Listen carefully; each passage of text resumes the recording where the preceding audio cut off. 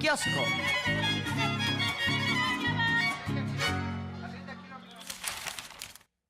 La presidenta fue clara. Se van a escuchar las voces, las consideraciones que tienen los consejeros del INE para pedir una prórroga, Arlín, para llevar a cabo la elección judicial, una elección histórica en nuestro país. Por primera vez, las y los ciudadanos vamos a elegir con nuestro voto quién va a ser nuestra autoridad judicial, juez, magistrado y ministro. Algo que, la verdad, escuchando las pláticas en la calle, en familia, pues ya están levantando los ánimos, sobre todo para la participación, que la gente acuda a votar. Porque sí, es histórica que vamos a tener esta oportunidad. México va a dar el ejemplo. Y también, pues ya hablan de los perfiles que podrían ocupar, por ejemplo, un espacio en la Suprema Corte, ¿no? Que quien llega a la Suprema Corte en realidad represente al pueblo y no los intereses de los poderosos, de las cúpulas del poder económico, del poder político, quien pague, que represente a quien pague, sino que represente al pueblo en verdad, Arlín. Y algo que es muy importante es que no solamente buscamos que nuestros representantes del Poder Judicial representen al pueblo, sino que sean el pueblo mismo el que tome estos espacios, un pueblo politizado, preparado, que ha demostrado en múltiples ocasiones su calidad en la toma de decisiones, y que esto es muy importante porque durante otros sexenios neoliberales se veía al pueblo como un niño pequeño al que habría que cuidar. Pues no es así. Somos un pueblo autónomo, maduro, que puede tomar decisiones que tienen que ver con la justicia de nuestro país, que además el pueblo al que le han debido tanto, una deuda histórica para muchas personas que aún siguen sin tener una sentencia clara. Por ahí algunos juzgadores siguen llorando por sus años de carrera judicial, pero olvidan que esos mismos años hay personas que siguen sin una sentencia, siguen con la deuda histórica de la justicia. Vamos a escuchar cómo lo menciona la presidenta. Le pedí hoy a la secretaria de Gobernación que estuvieron hace poco los consejeros y entregaron esta carta. Le pedí que hoy hablara con la presidenta del INE para ver cuáles son sus valoraciones. Desde nuestra perspectiva no es necesario, pero de todas maneras hay que escuchar al INE porque pues ellos son los que van a desarrollar la elección. Entonces hoy va a tener esta conversación y espero pues que no haya problema, ¿no?, de que se pueda realizar en junio. Pero de todas maneras hay que escucharlos cuáles son sus valoraciones. Finalmente ellos son los que van a desarrollar la elección. Después de que en el Congreso, en diputados, está avanzando esta reforma para la desaparición de órganos autónomos como el INAI, la COFESE, también la CRE, algunos integrantes del INAI pues salieron a diversos medios a defender la transparencia. Bueno, ellos dicen que defienden la transparencia, a defender al instituto como la verdadera panacea del cambio en la democracia. Eso es lo que dicen ellos. Pero bueno, hoy se expone la conferencia matutina. La reportera Nancy Flores de la revista Contralínea le dice a la presidenta: nosotros hemos documentado cómo los consejeros, bueno, en este caso los comisionados del INAI, pues hacen gastos con recursos del INAI para su propio bien. Pagan sus despensas, pagan viajes internacionales. Hoy se decía, pues los comisionados del INAI fueron, según ellos, a una reunión para ver temas de transparencia, a paraísos fiscales. Pero también yo recuerdo que han tenido viajes a Albania.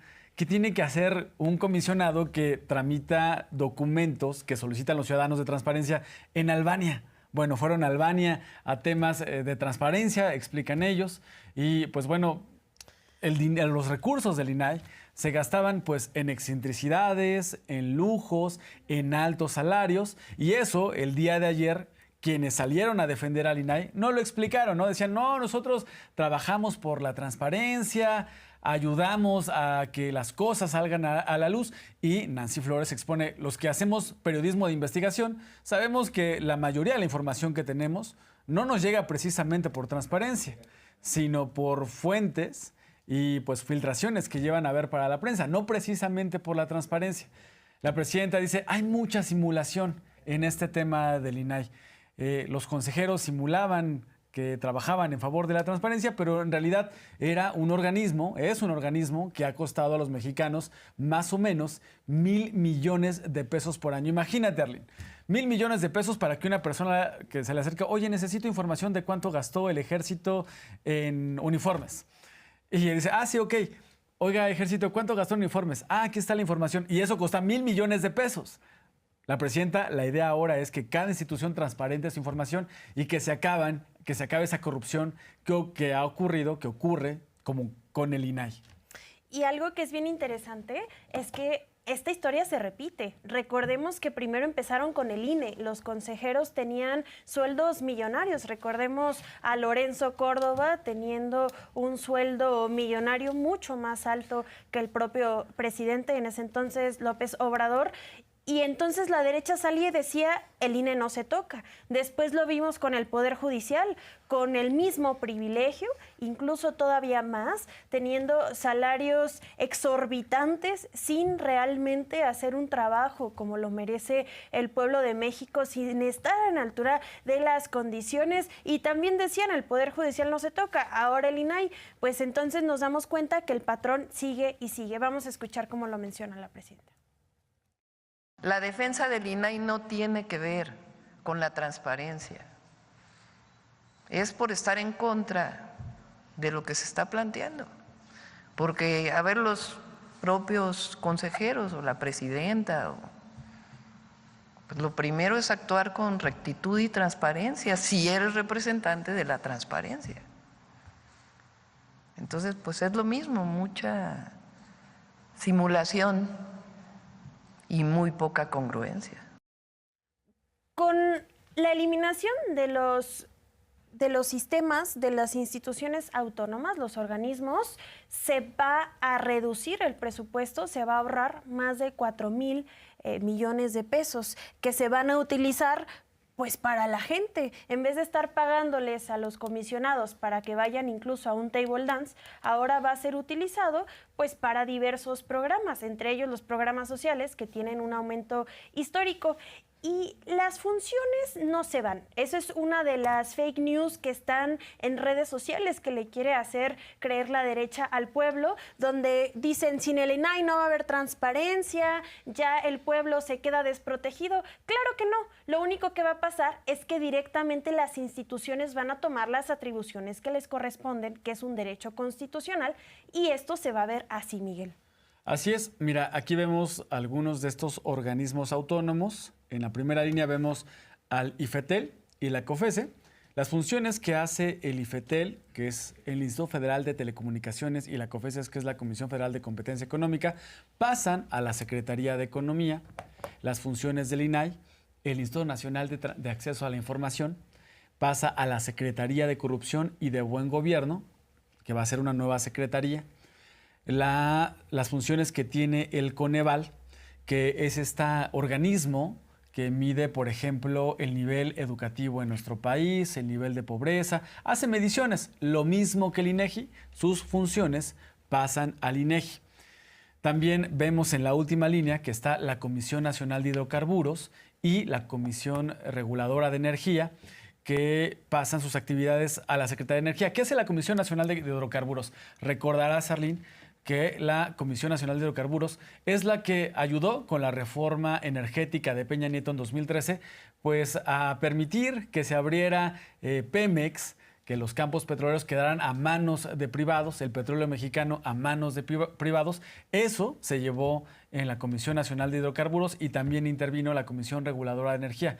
No se acaban sus funciones. Las actividades que realizan estos organismos pasan a secretarías de Estado que ya funcionan.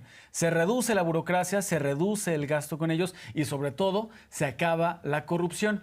Escuchaba ayer algunos comisionados que salieron en diversos medios a defender al INAI. Decían, es que muchos periodistas por el trabajo de muchos periodistas, por las voces de muchos periodistas, se creó el INAI. Y eso es verdad.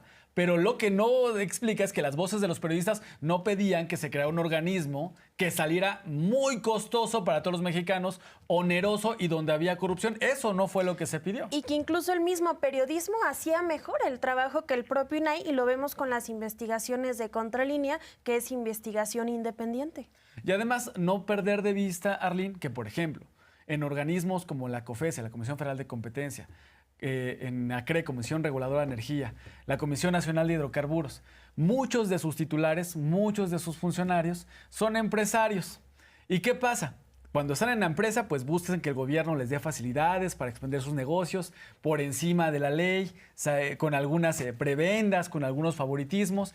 Y cuando pasan a los organismos autónomos que reciben recursos públicos, pues les facilitan el acceso y todo muy sencillo para algunas empresas. Ni había regulación en temas, por ejemplo, de competencia en todo. No se acabaron los monopolios, por lo cual se creó la COFESE, por ejemplo. Ni todas las empresas tenían piso parejo para competir con el tema de hidrocarburos, en lo que le compete a la Comisión Nacional de Hidrocarburos. Es decir, estos organismos autónomos no cumplían al 100% la intención, el objetivo con el que fueron creados. Era mucha simulación. Había puertas giratorias, empresarios que entraban en organismos autónomos, favorecían a sus empresas, regresaban a sus empresas, y así funcionaban estos órganos autónomos. Que se acabe la corrupción y que sea menos costoso el gobierno es lo que busca esta reforma con la que van a desaparecer organismos autónomos, Arlene. Y entre las incongruencias que existe de la derecha, vemos una muy clara. El exlegislador y incluso fue candidato a la presidencia de la República, Cuadri, ustedes ya lo recordarán.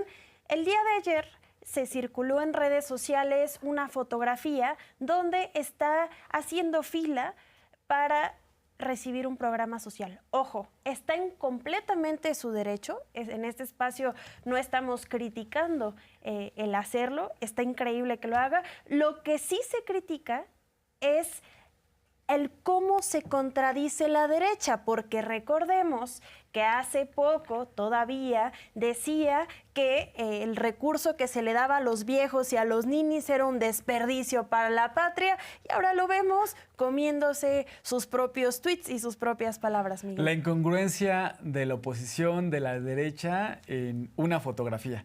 Gabriel Cuadri, que ha mencionado que México sería mejor sin Chiapas, sin Oaxaca, que seríamos una potencia sin esos estados que solo pues, son un lastre. Lo llegó a expresar en algún momento de esta forma.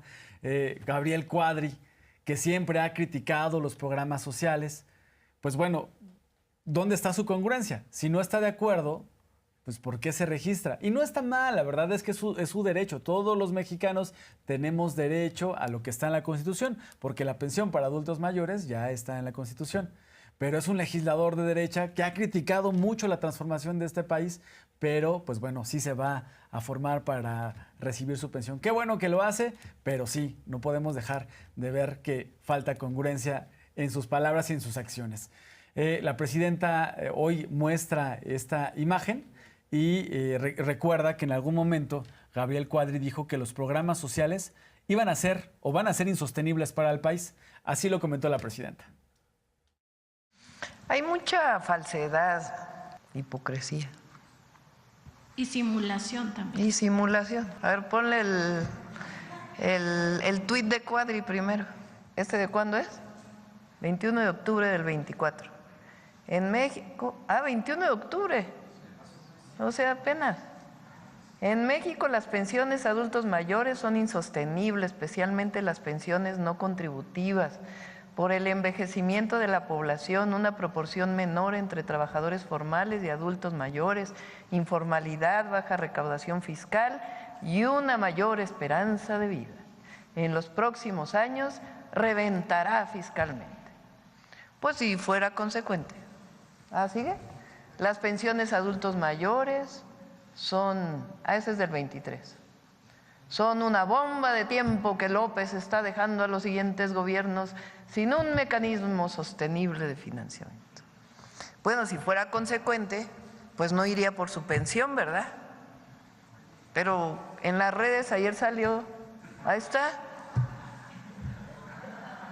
inscribiéndose a la pensión de adulto mayor. Pues ¿cómo? Pues lo primero es la consecuencia, ¿no?